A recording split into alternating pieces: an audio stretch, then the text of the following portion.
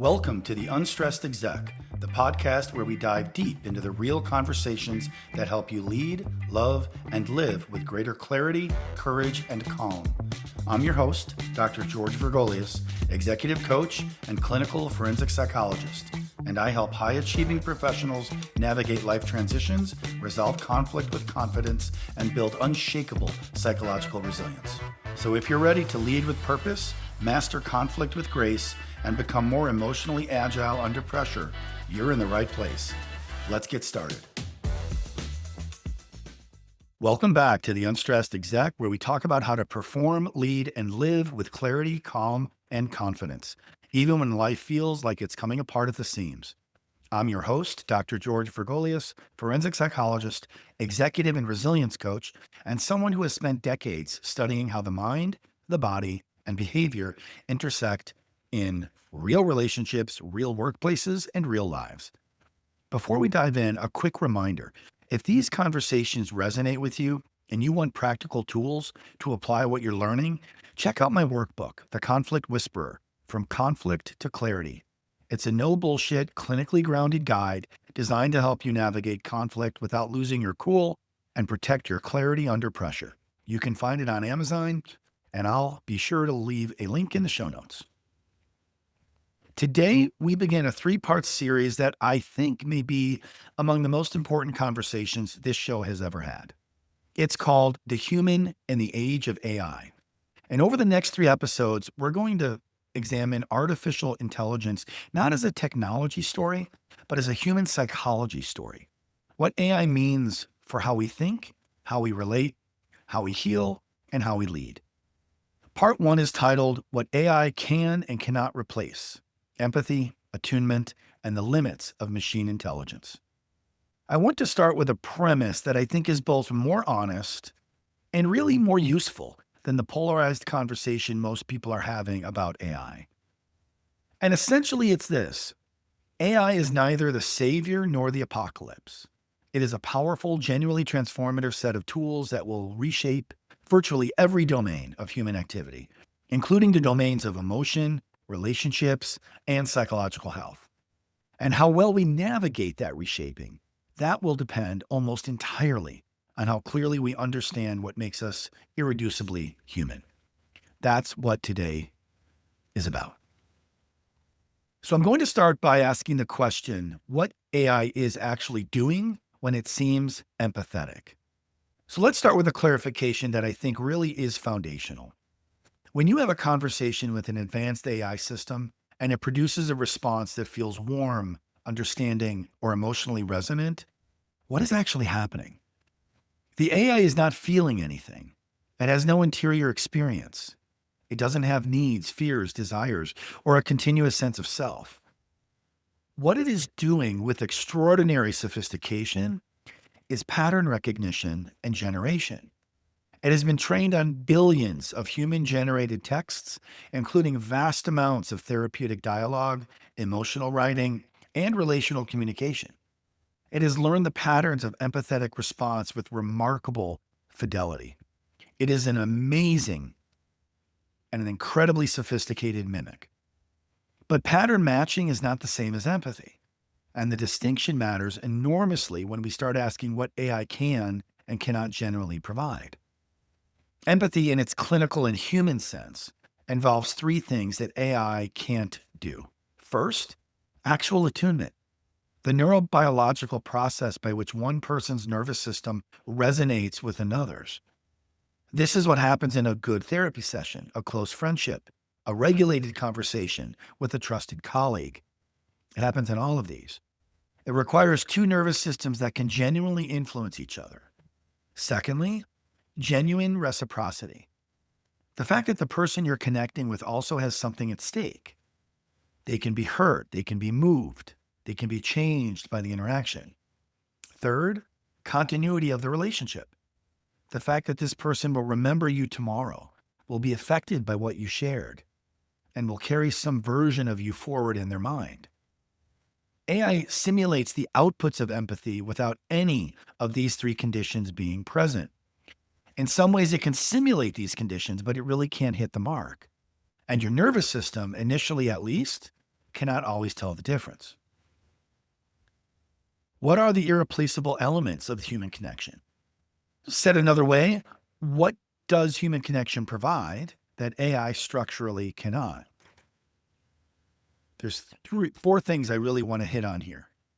First is co-regulation.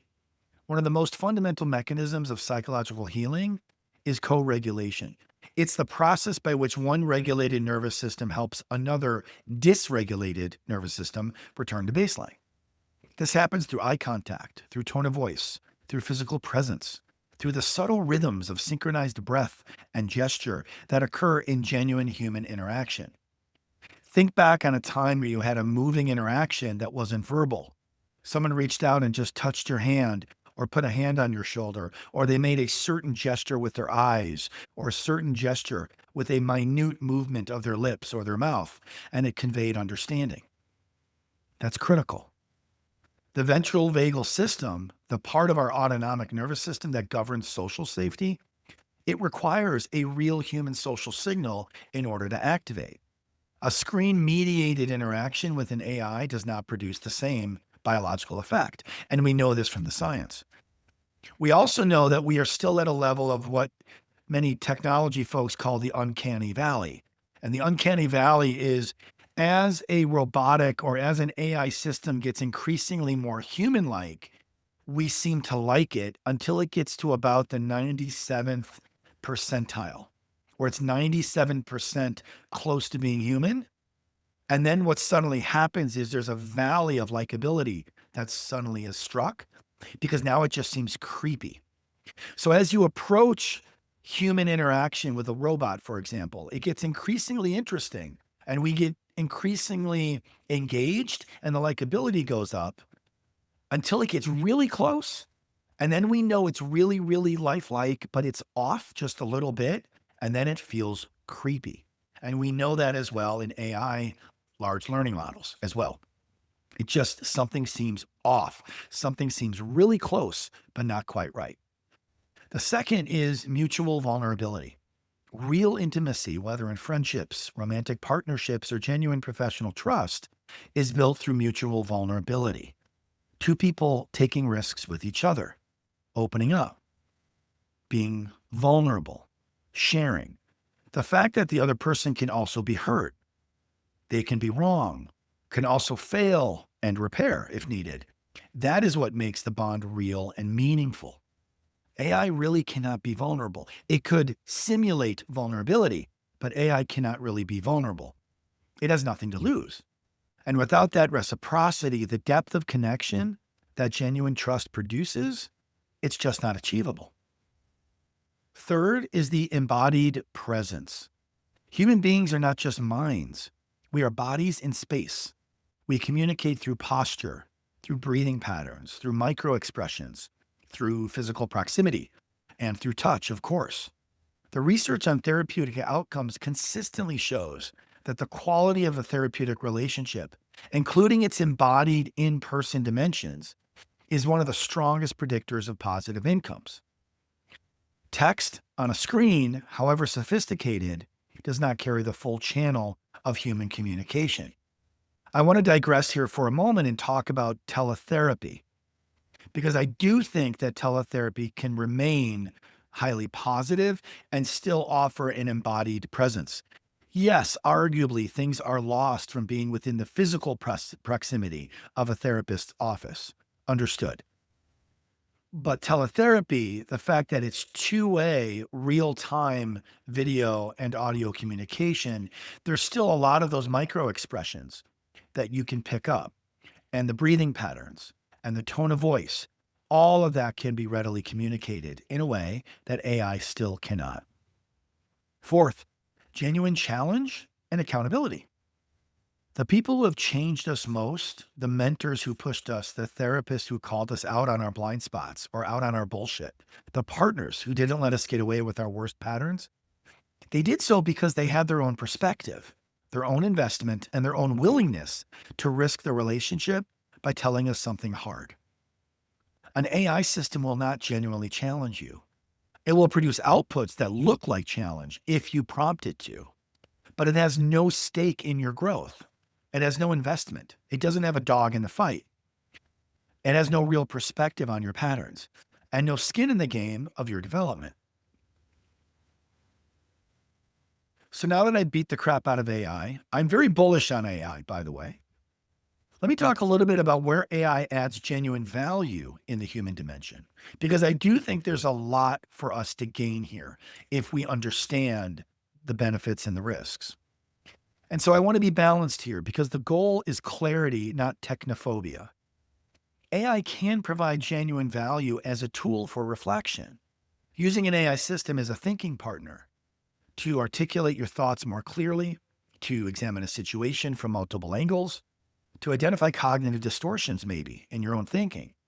All of these can be genuinely useful for people who have strong self-awareness and are using the tool deliberately and intentionally.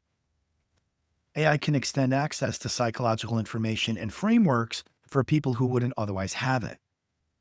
Things like psychoeducation about attachment, about nervous system regulation, about cognitive behavioral tools. Delivered well by an AI system, these can genuinely help people who have no other access point to this information. From that perspective, this can all be very useful. And AI can serve as a bridge, a place to begin articulating something before you're ready to say it to a human. For people with high levels of shame, high levels of anxiety, or significant barriers to help seeking, maybe because they've been burned by the mental health system, or they just have a lot of internal defensiveness or guardedness, this is not nothing. The fact that AI can be a bridge, a stepping stone towards engaging in that level of self-growth. The critical distinction is this: it's bridge versus destination. If AI is helping you get somewhere human, it's serving you well. If it's enhancing your human to human experience, it's also serving you well. If it's acting like a conduit to that experience, again, it's serving you well. But if it's substituting for the human destination entirely, something important is being lost. And that's what we need to keep mind of. So, what does this all mean for leaders and high achievers? For the executives, entrepreneurs, and high performers that are listening, I want to name something specific.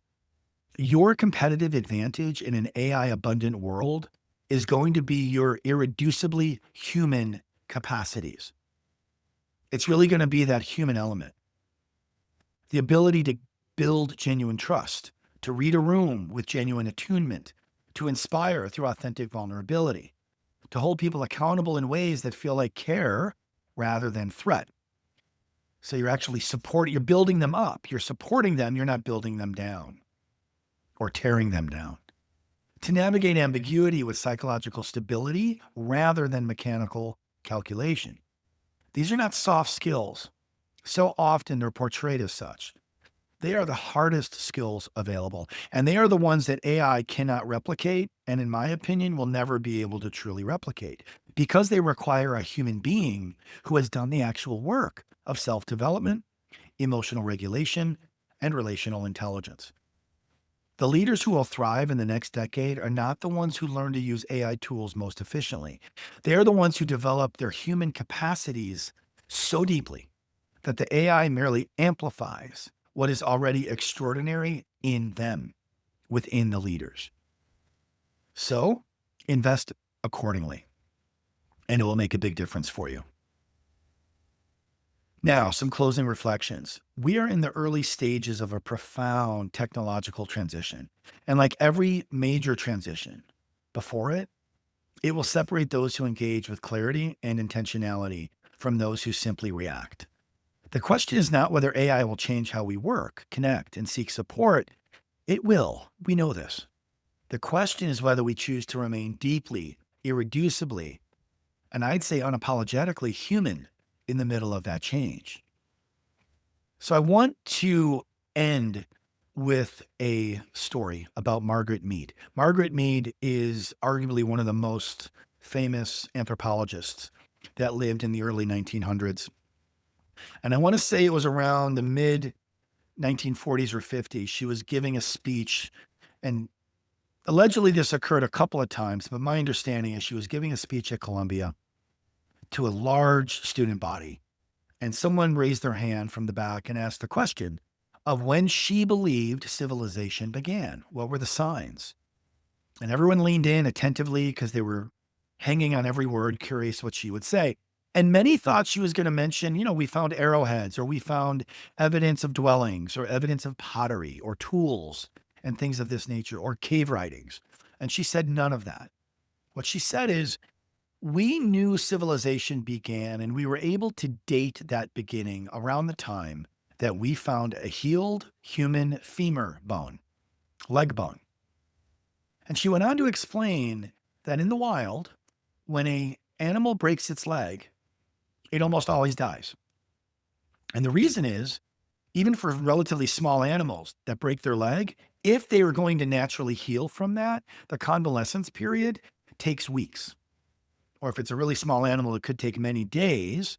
But to a small animal, days are like weeks.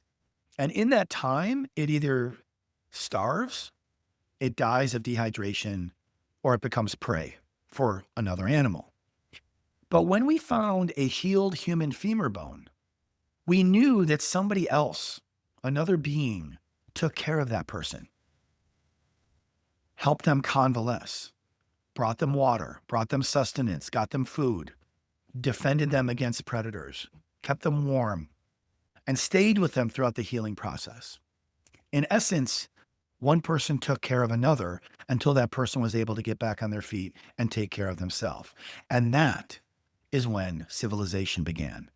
And so the takeaway is that we are most human when we are in the service and taking care of one another. And while AI can certainly enhance that experience, it will never replace it. If today's episode resonated and you're ready to continue this work, I invite you to check out my workbook, The Conflict Whisperer, From Triggered to Transformed. It's a practical, no bullshit guide to rebuilding self-trust, strengthening boundaries, and navigating relationships with clarity instead of fear. It's available now on Amazon, and as I noted earlier, I will drop a link in the show notes. And remember, insight without action changes nothing. If you're ready to turn healing into momentum and clarity into confidence, coaching can be the catalyst. Coaching will change you. You can find me at www.theunstressedexec.com or on TikTok, Instagram, Facebook, and YouTube as The Unstressed Exec. Until next time, I'm Dr. George Vergolias. Thanks for listening. And remember, shift happens.